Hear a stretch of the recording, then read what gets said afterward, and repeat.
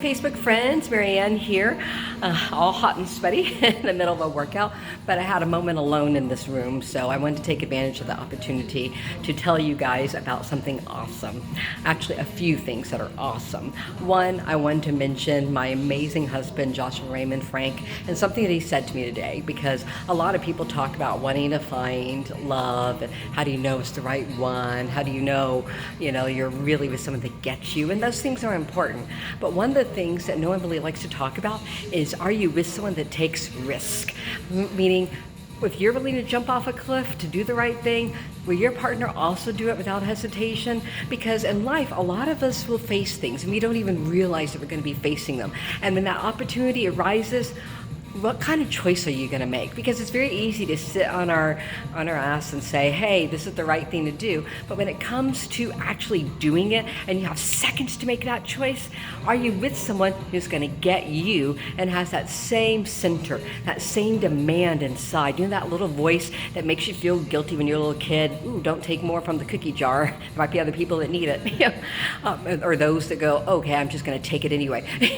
But which one wins out? And if you're with somebody who shares that same inner conscience, but I like to say that internal compass that keeps guiding you through life, if you share the same center, then you're with a winner. And today I really got a taste of just how incredible a winner my husband is. I was invited to be on a show with a friend of Sky Andrews, and I'll share more about that later. But anyway, they were asking if I would be on his show and would I share my real opinions about Donald Trump. And of course, many of you know me being a bisexual, brown-skinned female who's an environmentalist. Yeah, I'm all the things that Trump pretty much hates, with the exception of the bank account. And as I like to tell people, or rather ask people, does my bank account make my skin more palatable to you? And of course that makes people uncomfortable, but with a purpose, because I want people to look past this and see into this. Because the thing that we're really losing in America right now, when I talk about the fabric of our nation being endangered, the fabric of our nation is our ability to recognize our common humanity, is our ability to approach each other with empathy, is our ability to know that there is value in someone who is totally different, has totally different values from each other, has a totally different belief system, totally different sexual orientation, totally different culture, totally different race. They might be completely different. They might be your sworn enemy. But if you can see value in another human being, then we're halfway there to basically coming up with a solution to humanity's problems. And that's the thing that I want to leave all of you with today, is that all this stuff seems insurmountable. Russia versus Ukraine, what's happening in Sudan, US aid being kicked off, the fights that LGBT people are having to do, the fights that the same act is attacking women's rights with, the idea that if you're born with one legal name, and it's different than who you are, and you got married, you're going to have this and this and this document and this and this and this document. There's so many things in the United States and around the world that are being adversely affected right now. And it's coming down to people really laboring under the illusion that there's a limited amount of, frankly, love to go around, because people think if a senator goes down to South America to check out on the well-being of people there, which is, by the way, in their responsibility list, they are supposed to check on people who are incarcerated from time to time, especially under questionable circumstances, so they're actually doing their duties by doing that. But people say, if they're going down there, they should be caring about their people in their state up here. Actually, they're caring about the people of America. And in reality, what we all should be caring about is the people of the world. So just because I happen to care about people in Africa, in Asia, in Latin America, people outside the city of Dallas, Texas, doesn't mean that I care about the people of Dallas, Texas less. And just because I care about the people of Dallas, Texas, doesn't mean that I care about people on the other end of the world less. Love is not a finite thing. It's not pie. Actually, the more you give, the more you have to give. And that's the hidden secret they don't want to tell you. But if you're with somebody who gets that and understands it, then they can stand fearlessly with you. And today, when I was blessed to be on the show, and it's supposed to come out tonight or tomorrow night, they're going to let me know and I'll post it. But when I found out about that, I sat down with Joshua and he said, what did you talk about? What were your opinions? Did you tell him really what you were thinking about? And I said, yes, I did. Yes, I did. I talked about how, our vice president says that empathy is a weakness for our nation, but in reality, it is the very glue that holds our nation together. We have to be able to step outside ourselves and see out of the other person's eyes and understand why what matters so deeply to them matters. Yeah, if you're a MAGA Trump-loving person, guess what? I still care deeply about you because you're a human being and you matter. But I'm asking that you care deeply about me. And I'm asking all of us to understand that if we actually care and vote and support and want to pay taxes, right now I'm in a ritzy area. I've been doing a tour around Europe because I actually have business and meetings and things related to my humanitarian work, both through my social responsible investing with UTF Holdings and with the Mimsy Institute nonprofit. It's just for whatever reason lined up where one thing after another in different countries. But I'm aware it is a privilege to be here, and many people never get to see what the world is outside their own country. It is an absolute privilege that only a handful of people get to experience. And so I'm speaking from this end, and guess what? This is what I'm not hearing in the news. People are complaining all about, feeding children in schools.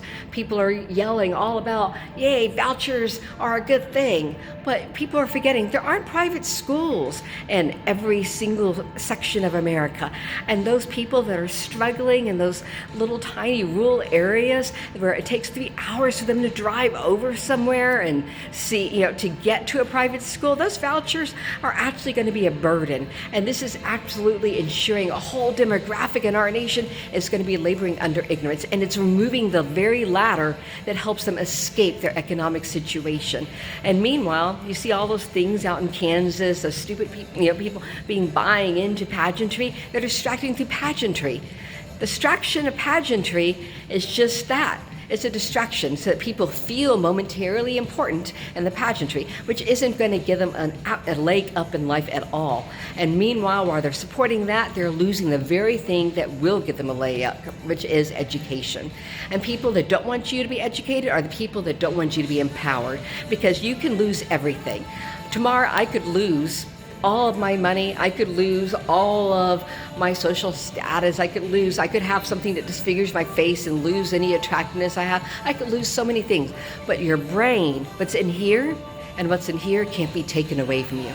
So when they try and change what's in here by forcing you to limit what comes in here, then that should be a big danger sign to all the people in America and anyone around the world. Because, what Steve Bannon has done with Trump, what he's done with Viktor Orban, what that whole group of people tried to do in Rwanda, what they're trying to do with people in the UK, when they're looking at, trying to get behind these people and they're trying to project hate.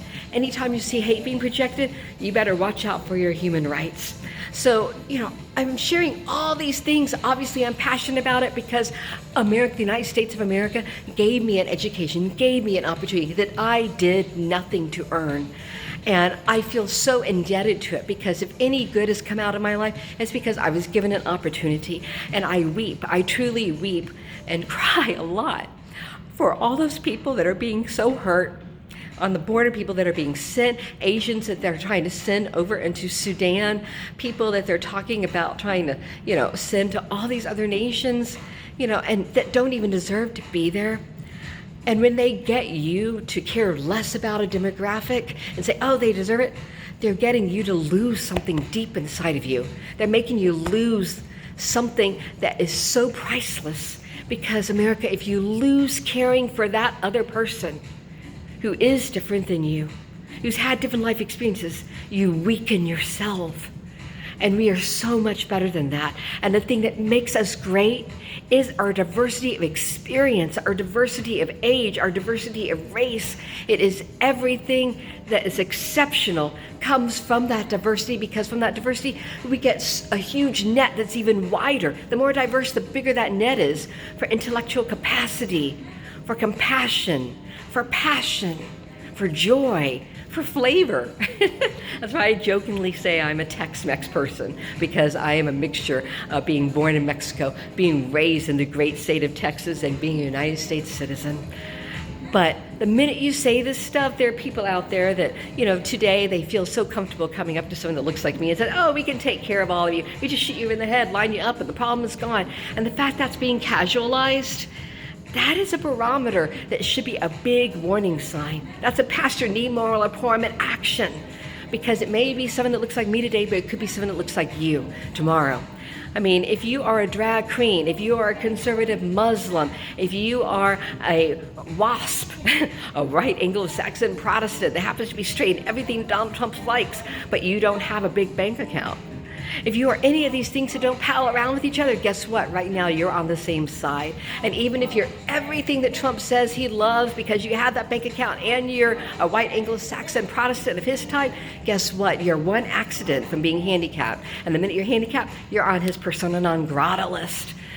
So this is, there but for the grace of God go I. You all want to live a long life. Guess what? If all of us get to live to be elderly, most of us will have some kind of handicap, whether it's our hearing, our eyesight, our arthritis in our knees. So we need to have the humility and the compassion to see and care about the other person. We need to have that in here. And that needs to be informing in here. And that's the glue that they're attacking. America, don't lose it. It's so important. And I know tonight, as I was sitting down there with my husband at dinner, he looked over at me and he said, hey, you realize you're going to have a lot of people, the kind of hate mail, the kind of emails, you're going to have death threats for saying this stuff. And we looked at each other and I said, thank you so much, Joshua, for caring. And he said, who would I be if we were getting to live this fantastic, incredible life and we didn't say something? And then he said to me, I would rather die having stood up and said the right thing, done the right thing, than to live my life and never say anything and know we were completely safe. And that's when I've always known that with my husband, I am very, very blessed. But when you hear your partner say something that is so deep, that gets you, and you're on that path with them. Yeah, he gets me. Our souls signed up to be here and now. That does not make us special. That makes us in sync. But as I was saying in the interview today, Thomas Jefferson said that he who would give up freedom for security deserves neither. And that sounds harsh, but it's true, America. Wake up. Fascism is trying to rise, and it's not a far right, or far left thing. It is because you have some guy named Steve Bannon that wants to forge chaos, and I can't say it enough. I've seen real evil. I've seen people, the guy who one of the people helped commit genocide in Rwanda, walking on the bones, holding a child's skull on his head, decorating his hat that he helped kill. I was hiding under a table with the people in Rwanda. And they said he was one of the people. And I remember walking in the room and it was like swimming in souls because the air was so thick. After he left, and staying there and promising those souls. I looked at a rosary and a teddy bear that still had old dried blood. I said, I promise you, I will dedicate my life to try and make sure this won't happen again. And America, we are on a trajectory to allowing that thing happen again. Hitler never shot a bullet, but he sure killed a lot of lives. And right now, with the end of USA aid and the lie that by ending USA aid to outside countries, we would help people in our own country, with FEMA being cut back, with the amount of grain and other foods that were promised to go to people in need throughout the United States that haven't gone, we said, oh, we'd have more money to do that. Nope, it's not even going. It's being forcibly made to rot. That's hurting all the different farmers because they're not getting those annual sales. It's hurting American farmers, and it's hurting the hungry. And with the attack on veteran care by saying they have a limited amount of time to be able to treat treatments that they're going to have for their whole life, and also talk about they're going to have their Social Security nixed if they use the VA, or have the VA access nixed if they use Social Security. I mean, this is a joke. This Golden Dome spent all these millions of dollars of money. A real civilization that cared about its people would recognize that caring for veterans includes the cost, the cost of war, the cost of soldiers, includes caring for our veterans. the real cost of a soldier isn't just removing the humanity out of him so he can go and be a soldier. It's helping him get reacquainted with it back in society. We don't do that. And I'm going to say something that really will offend a lot of people here, and I'll attribute the concept of a post-empire nation was first spoken to me by Phyllis Carrot. She was in charge of the Parliament of Religions around the world. She's an amazing woman. But she said there's something called a post-empire nation. If you look at post-empire nations like Spain, like Mexico, like Japan, like the UK, if you see what happened from the Aztec Empire, to the Spanish Empire, to Mexico today, they have time where they enjoy themselves. They prioritize the well-being of the people. You see that in the UK. All these nations, Spain, you see that all over. What was Rome is now Italy. You see them say, what is the quality of life instead of the quantity? Right now, we've been a bloated empire for a very long time, and it's really natural, like Dr. Don Beck used to talk about, what motivates things, and that a nation can only take that next step.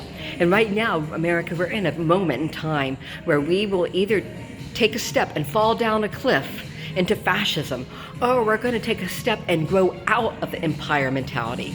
And that terrifies people, but it's a good thing, because a bloated empire spends more money on having things around the world set up, all these military bases. It spends a ton of extra money on things we don't need instead of, 20, big airline plane, big planes going out, missiles and all that stuff.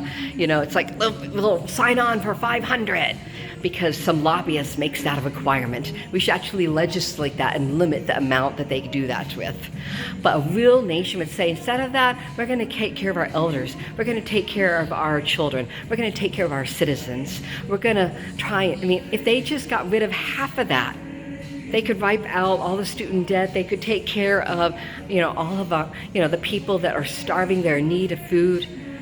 Right now, part of me is proud that the Mimsy Institute has saved $55 million worth of food going into landfills and gotten it to homeless shelter food pantries all across the United States. But actually, that is something that's broken, because there shouldn't be $55 million worth of food to be in landfills. There shouldn't be. Right now, it's broken that we have red line districts still, and that you have what's called gentle genocide, or Native American reservations, where people are isolated, and they've signed, agreements, with the United States that they would agree to be on places that they can't grow food in exchange for having clean water and food being sent to them. And now we send them Snickers bars and Coca-Cola and gentle genocide, because they're designed to actually intentionally give them diabetes so they slowly die. I think we should take the term of gentle genocide and apply it to red line districts, because when people made the decision to have banks in those areas, it basically precluded grocery stores from being in there, and it basically damned those areas to being treated essentially the same way, without access to healthy food and clean water in many of those areas, in urban areas in the United States. In Dallas, that's Joppa, that's Sand Branch. These things should not be happening in a civilized nation. We should care for the least of these. Why? Because they're human beings. And as far as the refugees go, America, let's wake up. We have never been a nation that did its own work. We started off with slaves. We started off going from slaves to the Irish, to the Chinese. And why is marijuana so important to legalize? Because if somebody gets caught with a joint, then they can go into jail. And guess what? When you're in jail, that's the one place where America still legalizes slavery. They can become slave labor, not for money that they earn, but for what the jails basically auction off, their hours of labor force, to corporations that buy it and pay those jails so that they can get free, real cheap labor. That's why they want pot to be illegal. But people don't look at these things and how they're interconnected. And again, we don't look from our heart, and we don't let our heart inform our mind. And we talk about our heart informing our mind as if it's a weakness. But you disconnect this, and you disconnect a nation. So America, I love you. I just had to share these thoughts with you, and I'll talk to you later. Thank you.